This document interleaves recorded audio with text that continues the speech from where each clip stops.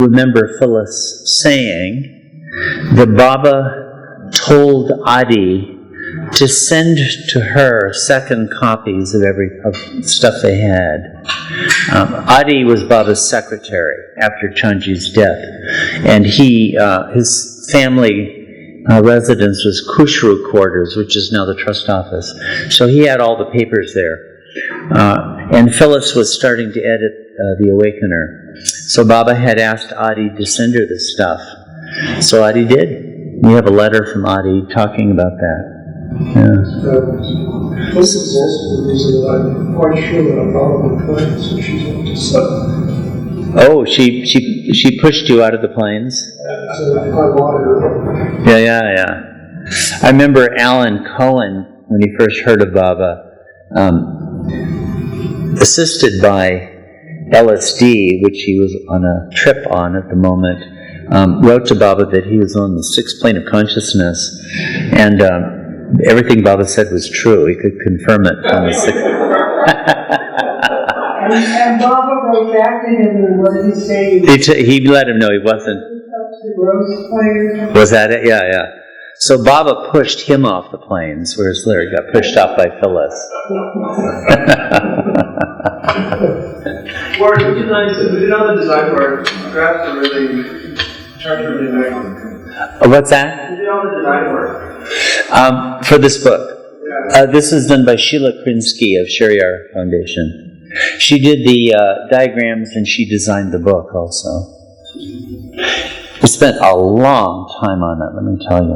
It shows. It looks really good. Yeah. I've learned a lot that spending time on the design of a book really matters. You know, just flowing the text and all these little things, huge amount of time.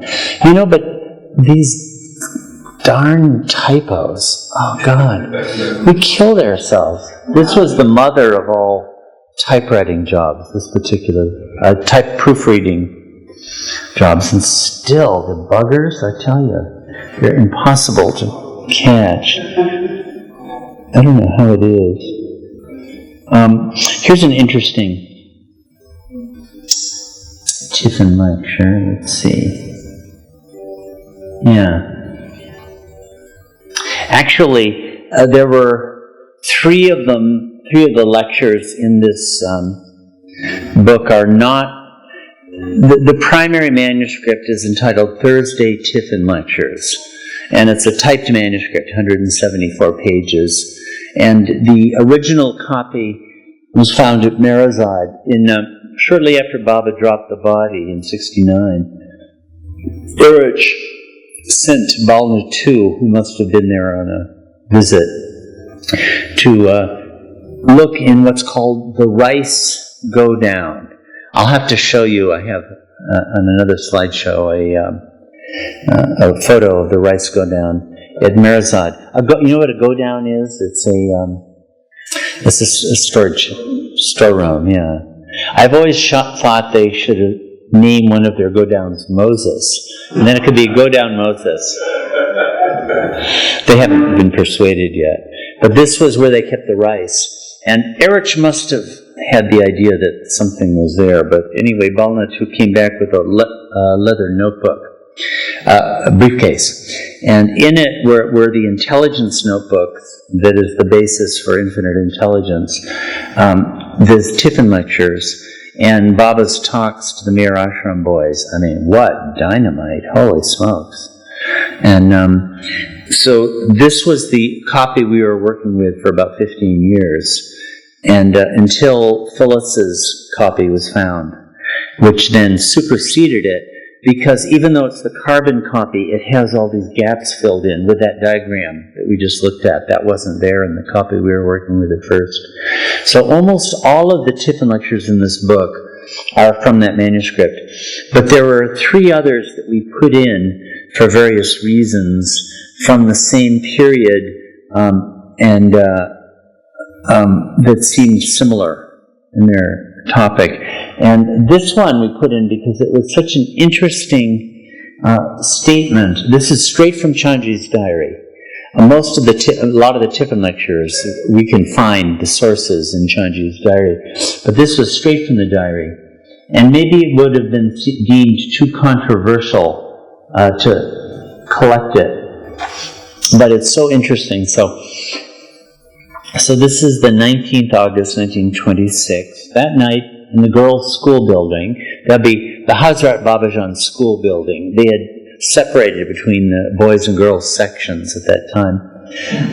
A discussion broke out between Syed Sahib, Ramju, and Doctor. You know who Doctor is? Ghani, on matters of religion, and Sri Baba's explanations. Sri Baba, he always Sri Baba, Sri is what they called him. Sri Baba himself came into the room abruptly in the midst of the hot debate, and a lecture and a clarification ensued. Question. Syed Sahib says that whenever he reads the Quran, so these are all Muslims, Syed Sahib, Ramju, and Ghani, all Muslims, said that whenever he reads the Quran and other Mohammedan scriptures, he finds in them some sense of the explanations given by Sri Baba. Disagreeing completely, Ramju says, not so. The explanations in the Quran and Mohammedan scriptures differ in the extreme from those given by Sri Baba. Which of the two is correct? And Baba proceeds to answer. Answer! This is Baba speaking now. My explanations are quite different from the scriptures of any of the religions. Indeed, they have nothing to do with the shariats of those religions at all. Do you know what shariat or sharia, what that is? Traditions, external conventions, rites, rituals, ceremonies, dogmas, the external husk. And it's a term relating specifically to Islam. They talk about the sharia, the tariqat, marifat. Yeah. And the highest would be the hakikat, which is God himself. Well, Baba would use these as terms not just for Islam, but for all religions. The shariat of any religion is its rites, rituals, ceremonies, dogmas, the external husk. So he gave it that broader application. Let's see. Have I expanded this? Yeah, I already have. If anything substantial is to be found anywhere, it is in the Hindu scriptures and the Shastras and in Vedanta. But even these give only a shadow of what you find in what I have been explaining to you. By the way, when Baba speaks of, he did in an earlier quote we read too about the Upanishads and Hindu, and in my opinion, the unique insight that Vedanta has contributed to world spiritual culture and understanding is the insight that Atman is Brahman, that the soul is one with God, that I am God, Aham Brahmasmi. It was only in Vedanta that understanding has been reached. And as you probably could realize, that's right at the center of Baba's explanations too, where he says the drop is the ocean. So I think that's probably what he refers to in places like this. Indeed, none of the great masters in the past have given such explanations as I. They were truly great masters, great avatars to be sure, and they raised and realized so many. Yet what they gave out or left to the world at large was only shariat. The hakikat, the secret of spiritual truth, they gave internally to their close disciples, who were few, very few. What they spoke outwardly and what was recorded in books consisted only in the knowledge and the rules of shariat, which made its appeal only to the ordinary mind of men at large, Manushya. On the other hand, what I give to you and what I explain to your mind is a knowledge which exceeds the scope of the ordinary mind and cannot be grasped or understood by it. I do think that's true of Baba's teachings, actually. They really do. We read these things, but actually the ordinary mind really can't understand it. Even though these scriptures themselves are mere shadows of the real knowledge, that's Baba's own explanations, they transcend what the limited mind is able to comprehend. Making the mind understand that knowledge which is beyond the mind, and this is Marathi, it's one of the few things where you get Marathi stuff, that is what these explanations of mind do. And that too, for those alone who are prepared to digest them. They are not for all. Not everyone can grasp them, nor can all tolerate or even bear to hear them. I think that's probably why Chanji didn't put this one into his Tiffin lectures. In fact, right next to this particular entry in Chanji's diary, there's big question marks. And that was a sign. When he put in a check, that would always go into the Tiffin lectures. And when there was a big question mark, it never would. So is this in the book? It is. Okay. That's where this is from. So we put this right into the book from Chanji's diary, even though it didn't go into Chanji's final typed version. Because it's such a striking statement, at least I think so. For example, I say that you are God, while Mohammedanism, indeed almost all of the religions, say that you are a banda, a creature in bondage. Right? I say that Muhammad was God himself, wide awake, Jagalahuda, while the Mohammedans say that he was a sent one, a Rasul, or messenger, a Paigambar, or prophet. Do you know, any of you know the word Paigambar? I hadn't run across that word. A prophet, yeah. Yeah. Now this is true in Islam. They would regard Muhammad as the messenger, but not God. Rasulullah. Rasulullah, yeah. In fact, I read that not long ago in Saudi Arabia, they made it against the law to celebrate Muhammad's birthday. Why? Because some Sufis and other miscreants have been praising him beyond where he should be praised.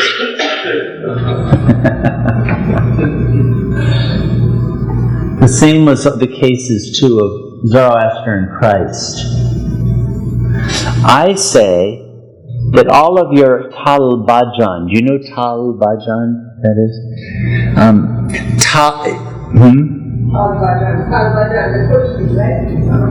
Tal Bajan is the term for Hindu devotional singing, like bhajans. And if you go to Baba's Samadhi, a lot of the songs the Indians sing are bhajans. It's devotional songs.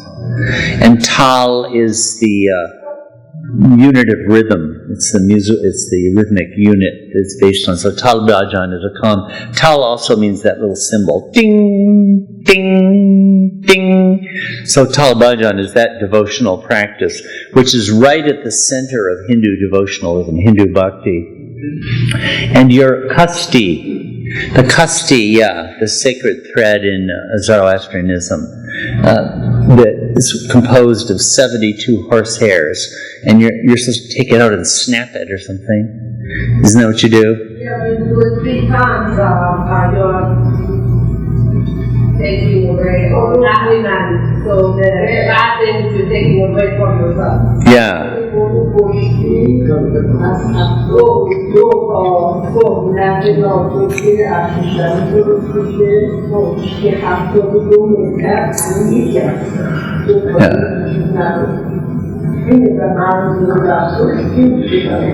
It's like in the Kushti and the 72 Horsehairs, yeah.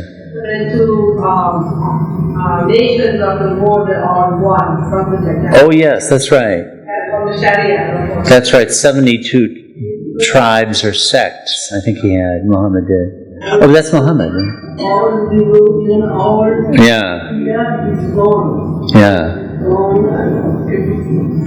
So in another Tiffin lecture, Baba has a big long rap on the Kusti, and he explains the significance it was meant to have, but then how, that's been completely forgotten in mindless ritualism here. So I say that your Talbajan, your Kusti, your namaz, namaz, that's the daily prayer. Yeah, salat is another word they use for it. It's 5 times a day Muslims are supposed to. There are no Christians in the scene at this time, so Baba was using his examples from Islam, Hinduism, Zoroastrianism, are nothing but drill. Take just one name, give up Kam Kanchan and other desires. These are the 7 desires: lust, greed, anger, etc. But the orthodox section of any of the religions would not hesitate to blow my head off if they heard me utter these words.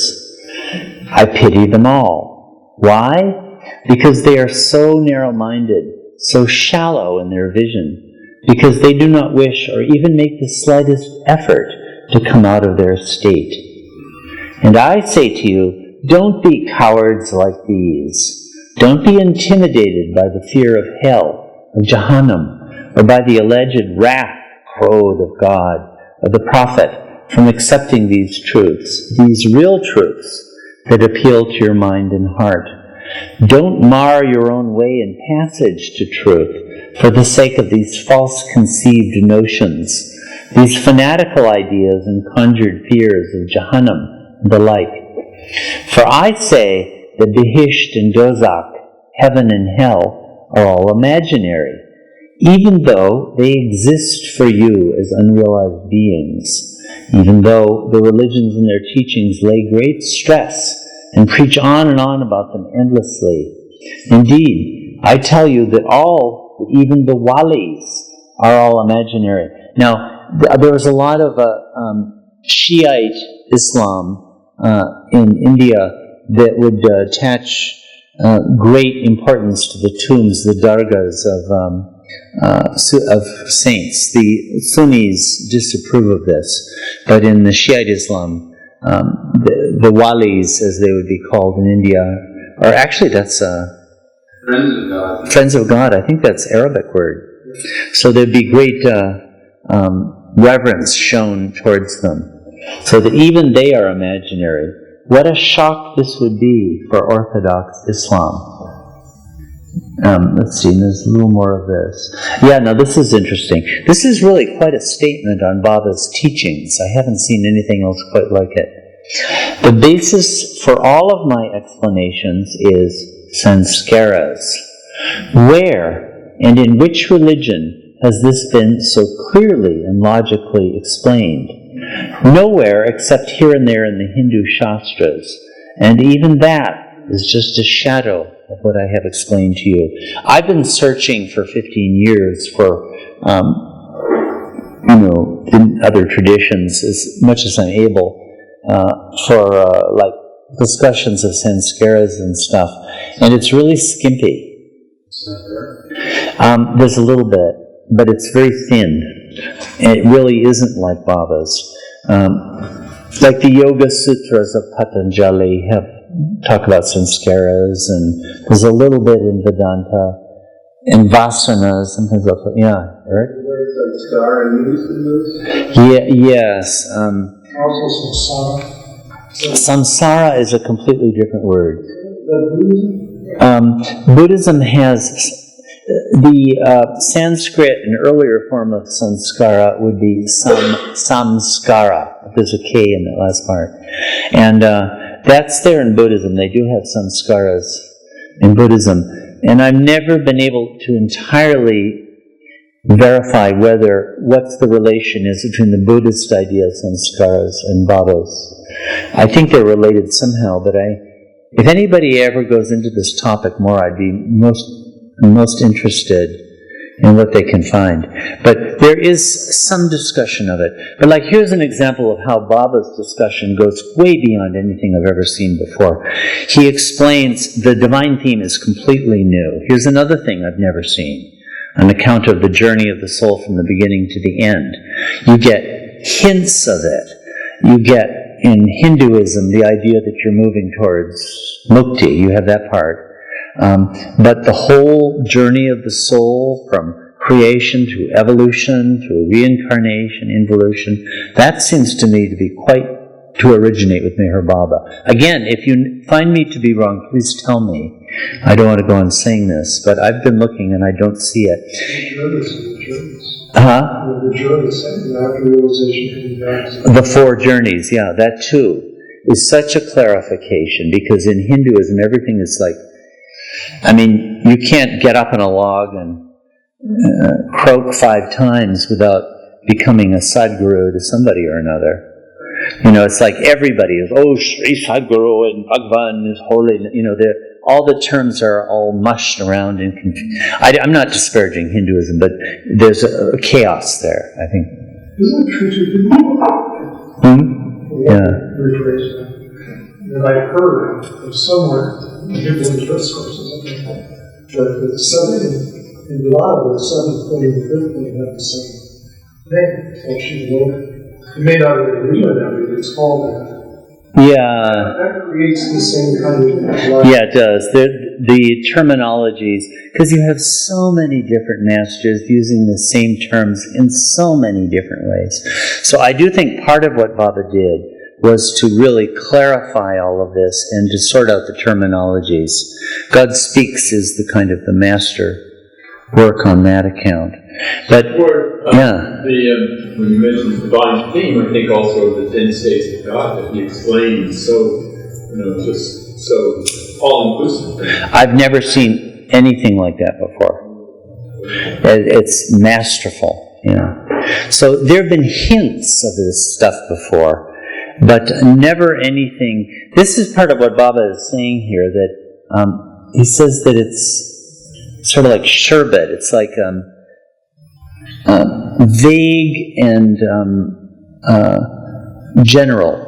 But Baba is really pinned things down to such an extent. But like in Sanskaras, Baba explained that in the evolution of consciousness, the evolutionary journey, Sanskaras are the means that enable us to acquire consciousness. Sanskaras are consciousness catchers, you know. You have an experience, you acquire a sanskara, and that traps the consciousness and keeps it with you. So sanskaras are completely good up until human form. They're how you get there. But when you're in human form, then you, instead of using your consciousness to experience God, you use your consciousness to go on recycling the sanskaras through 8,400,000 lifetimes. And then you go through the process of getting rid of them. So this is a much richer and deeper account of sanskaras than I've ever seen anywhere else on my own part. Or a term that would be used sometimes in Hinduism and maybe Buddhism is vasanas. Vasanas, you might keep your eyes open for that if you're interested in this. So I've been trying to sort of explore this, and I think this is completely true. Where and in which religion has this been so clearly and logically explained? Nowhere. It really hasn't. But despite the fact that the explanations have not been set forth so clearly and logically and in such detail in any of the religions, that does not mean that the founders of these religions, the great avatars, were false or unrealized. They were true masters, God realized. Indeed, acharyas. That was a word that Baba was using at this time a lot, and that he completely dropped after this. But they acted in accordance with the circumstances prevailing in their times. They imparted the secrets to only a few, and even that they did internally, not in the manner of these verbal explanations that you hear from me. For the world, they left behind the shariat in forms adapted to the time and atmosphere and circumstances in which they lived. I think this is a beautiful explanation. And when I read, even the great traditions, which I revere and honor, I find this too. Yeah. Have you heard this explanation anywhere else besides the Tiffin lectures? This? Yeah. I think a little bit of it was... Explanation saying that in previous times the Avatar had happened, the truth wasn't fully revealed because mankind couldn't handle it. Yeah. Basically, right? Yeah. Have you heard that before? Or this is the first time you've seen it in the Tiffin lecture? This is the clearest expression of it I can think of. Have you seen it before? I've heard it explained to me that way. I'm just that. That's why I'm asking. Many years ago, I've heard it explained. I mean, I've heard this said. I can't recall other places where I've heard Baba say it. Does anyone else? Huh? I've seen other places for Baba. Uh-huh. Well, there's specific examples for like this discussion of Muhammad's wives, his marriage. Yeah. Why would the Avatar be married? And the explanation given was that The time and place. the time and place that his teachings would have been rejected wholly had he not adapted his external life to the circumstances in the world around him. So that's more or less akin to what he said here. Yeah, there's... Specific instances of Muhammad, Yeah. even though I think we understand, because we discussed it in the early conversation, is that the marriages weren't actually, they were marriages only in appearance, they were actual. Uh-huh. At least I think they were. That particular thing comes as in questions and answers, and he talks about some of the other avatars too, in that case. Yeah, Lois, did you want to?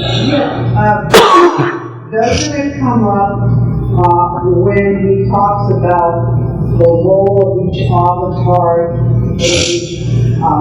bringing humankind from instinct to reason, reason to intuition, and isn't that when this whole subject of humankind not being able to handle it before, certain things before, but now they can because he's made that push?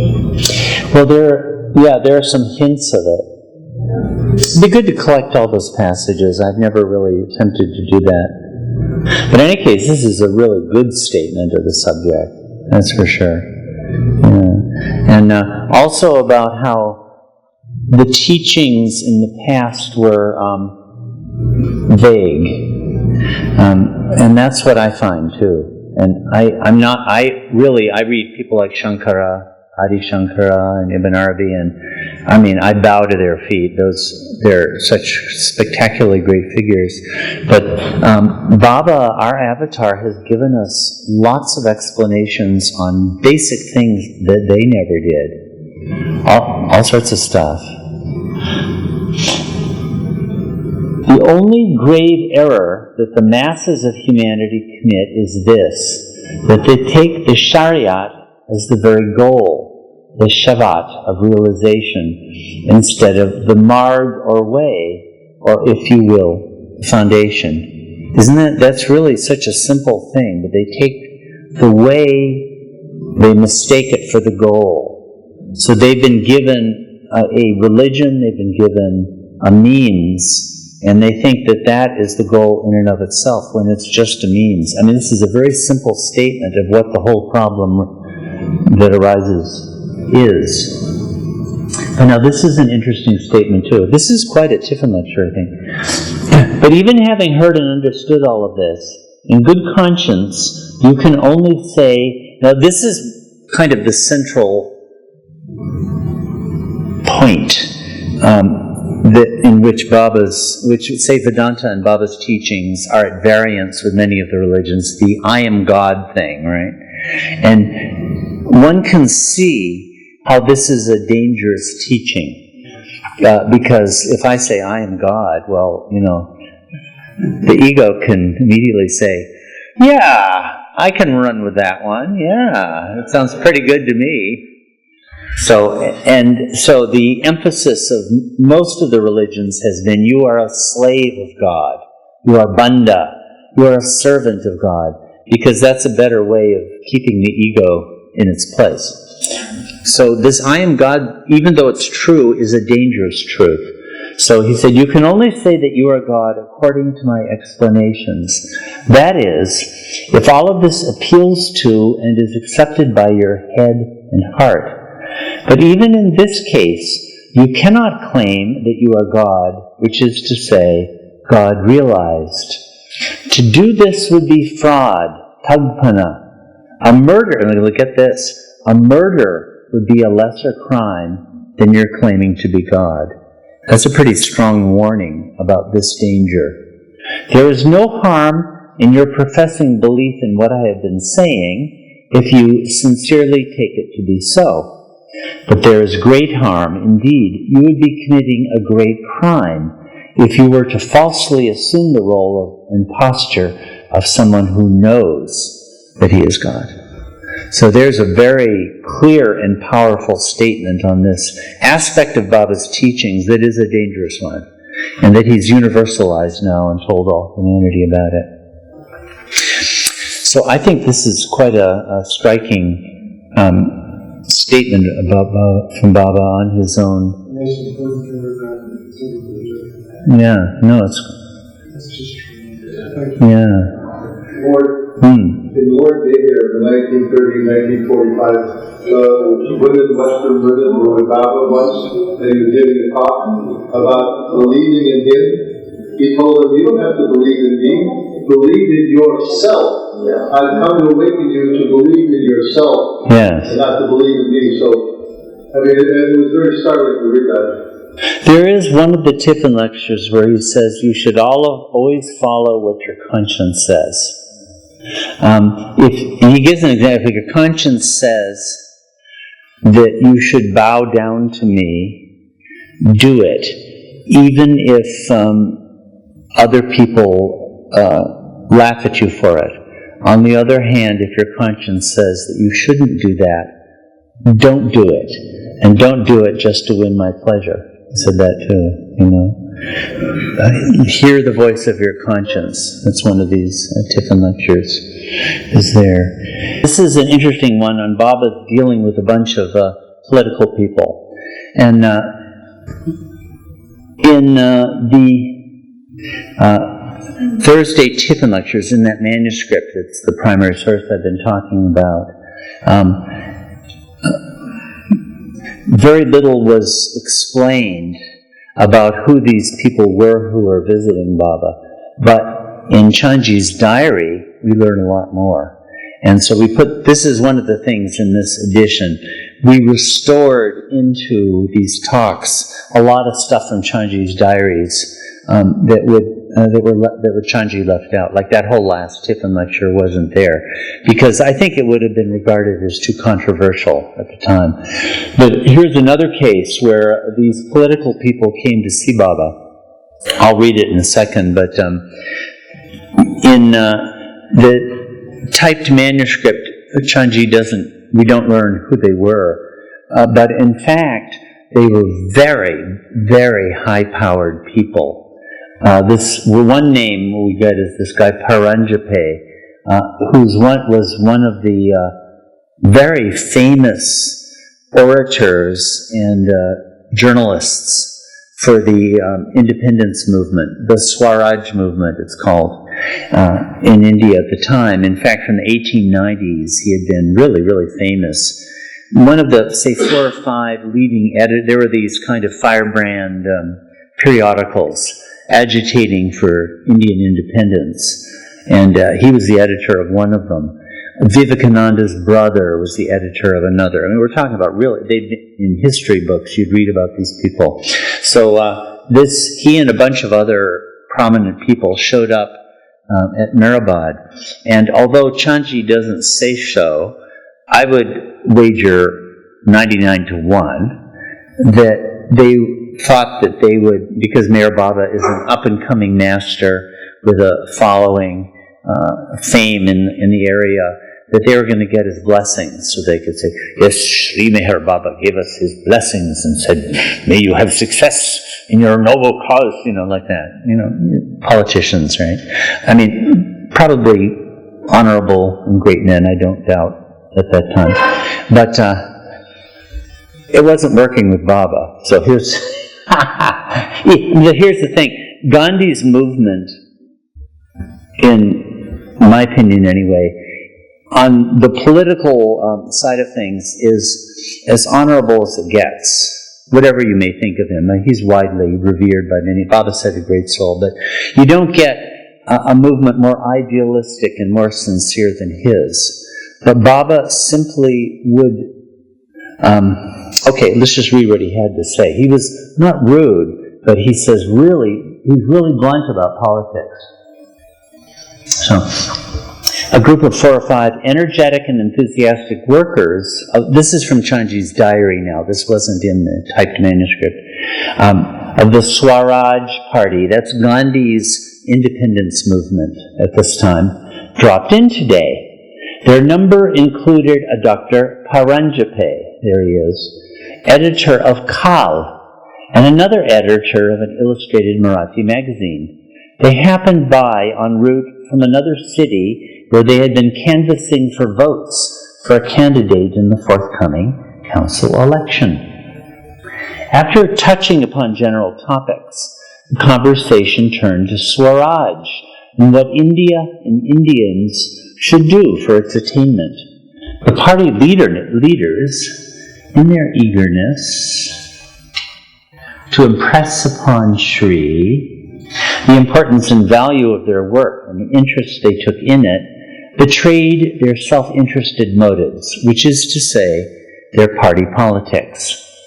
Whereupon, Shri imparted to the group of them some sound and severe advice, writing on his slate, "What is politics, after all, but fraud?"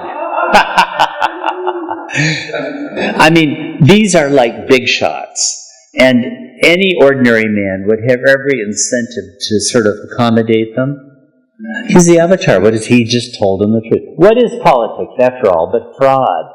Whatever may be your own honest and candid opinion, you are obligated to proceed according to the creed of your party, even against the voice of your own conscience. And thus, you have become dependent upon others in your actions. Isn't that something? A practice which violates the fundamental principle of truth. It's actually a beautiful statement about Shri impressed upon them all that in whatever you do, don't go against your conscience. Follow its dictates, come what may. And he who succeeds in this comes nearer to true Swaraj, self-control. Swaraj means swa, self, and Raj means rule, self-rule. So they took Swaraj in the sense of the Indians get to rule their own country instead of the British. But Baba's taking it to ruling yourself. That can be achieved through any amount of sham and show of party politics, congresses, and conferences. Can you imagine him saying this to these people who thought they'd get his endorsement? No. Are you thinking of tweeting this?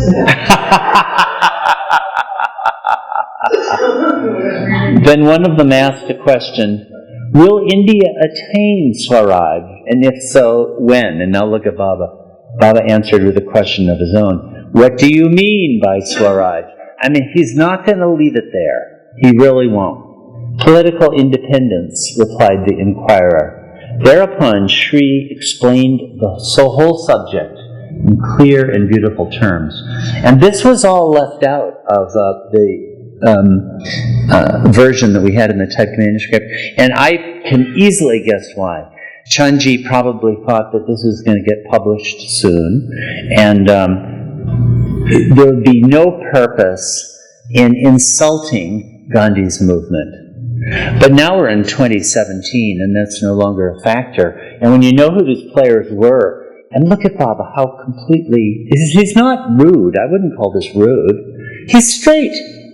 He's just telling it as it is. Just, you go to the avatar, and man, you get the truth, you know? So then this is the comment. This did appear in the Thursday Tiffin lectures. By Swaraj, what I mean is the gaining of truth. That truth which is already the property and birthright of everyone. What I mean, in other words, is spiritual independence. As for political independence, no doubt India will get it in the future. You need not worry about it. But I'm going to.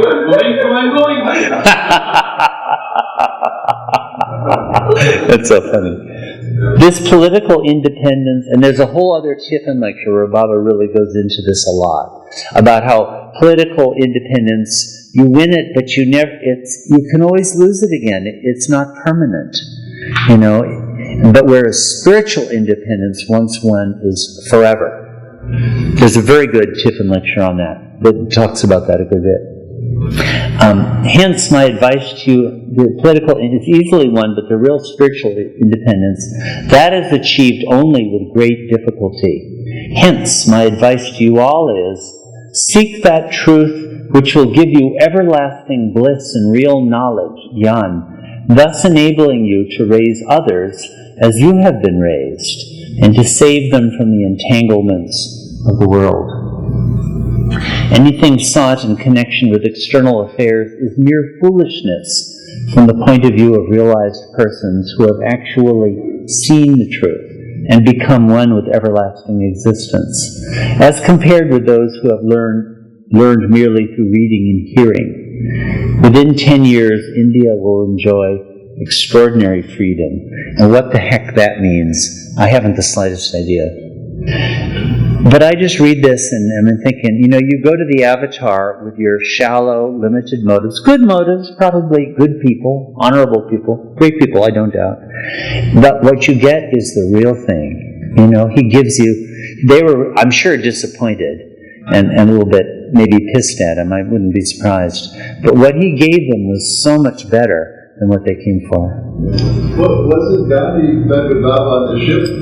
And Baba basically did he offer Gandhi that he should give up his politics. Told him to give up politics. Right. He said it right to Gandhi himself, you know. And I mean, a truly great man. I mean, on the political plane for honorable motives, it's hard to do better than that. Even that with Baba, he's not going to let people get away with that either. And so these guys came for his political endorsement and they got a real treasure. Now they may not have realized at the time, but they got it, you know. You get blessings when you go to the avatar like this. So this is a lovely little thing. But this is part of the second longest of all the Tiffin lectures, and this was right at the period where Baba was at the very peak of his discoursing to the men. Right after this, he did much less of it. He backed off a lot, and it came to an end for a little while. But this was the longest, or the second longest of all the Tiffin lectures, actually. It's a very, very interesting one.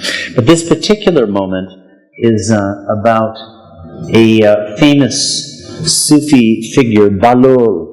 Now, some of you may have heard Erich talk about Balul. John, you probably got tapes of this. Balul making castles in paradise. Some of you may have heard that story. Or there's another story of Balul wearing a wig and taking off his wig. It's in the discourses. This is a famous Sufi divine idiot. Have you heard stories of him? Books upon him. Yeah, he's very famous. What's the famous caliph? Rashid. I keep forgetting. He's a very famous caliph of the Abbasid Caliphate. I'm forgetting his name. There was historically such a person. But the story descends to spiritual lore, and through Erich, who would tell us stories about him, is this, that he was in line to become the king, I suppose caliph, I don't know. And but since he got God realized, he became incompetent to do that. So his brother took over. And there are all the stories of him and his brother and everything. But apparently his brother was Salik Majub. Do you know what a Salik Majub is? You know, a Majub is A Majub is a God-realized soul who's unconscious of the creation. And a Salik Majub is sometimes you're unconscious of the creation and sometimes you're not. It'd be a Paramhansa, Baba's term, and God speaks for that. Back and forth like that. But in any case, a Salik Majub is going to look pretty crazy in worldly terms. So apparently his brother was on a Salik Majub improvement program, a new kind of social, benefit, according to the understanding of the times. So here's the story, which I think is a hoot. Balul was a Salik Majub. His brother was a king who, failing to comprehend Balul's Majub state, and desiring nonetheless to see to his worldly welfare, that is, Balul's improvement, arranged to get him married. Quite against his Majub brother's will, of course. On the bridal night, when the bridegroom and his wife had been forcibly, from Balul's standpoint, shut up in a room which the king brother had specially provided and furnished and decorated for the occasion, the new husband, Majub Saheb, and I find this to be a hilarious term. Saheb is, oh Saheb, and Majub is like, you've seen what Majubs are like, right? They're the most disreputable characters. You can, naked and haven't had a haircut in 20 years. So Majub Saheb is a funny term. Anyway, Majub Saheb pressed his ear against his wife's organ. Immediately he pulled away and jumped up, howling, "What a noise and confusion! Somebody inside wants milk. Somebody wants tea. Somebody is asking for a slate," that is to write on when you go to kindergarten and school. "Somebody for a pen," and so on. All of them want something or another, and who is going to give them these things? I'm not going to bother my head with this. So saying, Balul kept himself aloof and refused to have any connection with his wife, whom, as we saw, he had married only because he was compelled to. So this is what happens when you marry a Majub. Now, if you marry a perfect master, he takes some responsibility for the situation, not a Paramahansa. So I guess these are the sorts of stories that would circulate among the men. Baba was with the men. Now here's an interesting,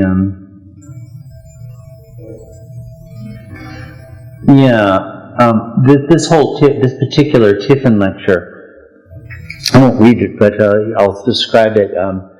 There was a Hindu gentleman, a Jendu Bhakta, a genuine devotee, who had come to see Baba from time to time at Meherabad. And Baba asked him the first time he came, do you want to talk about worldly matters or spiritual matters? And the Bhakta, Baba said he was a genuine Bhakta, a good man, and he said he wanted to talk about spiritual matters. So on this particular day, as I said, it so happened today that Shri did not allow the gentleman to approach him in the usual manner, and this despite the fact that he had been here at Meherabad since the night before and waited for him all day long. He probably stayed in the Dharamshala that I showed you the place of on the map, the Upasni Sarai. So the guy was, upset that Baba hadn't seen him, and the man finally opened his heart to Kakaji, that would be what's his name? Not Kakabaria, Kakashahane, who's, Kakabaria wasn't there yet. Kakashahane, who's, was living in the family quarters, I mentioned earlier, explaining that today he came with the intention of speaking to Shri on money matters and certain difficulties that he was facing. But, as the man now realized, Shri knew all of this beforehand and did not permit him even to come into his presence. This so impressed the gentleman, convincing him of Shri's greatness, power, and leelas, that having narrated all of this to Kakaji, he quietly walked off without uttering a word more. And when this came to Baba's attention, Baba said, when he first came to see me, I asked him whether he wanted to talk about spiritual things or material things. And I knew he was coming about money, and I didn't want him to break his promise.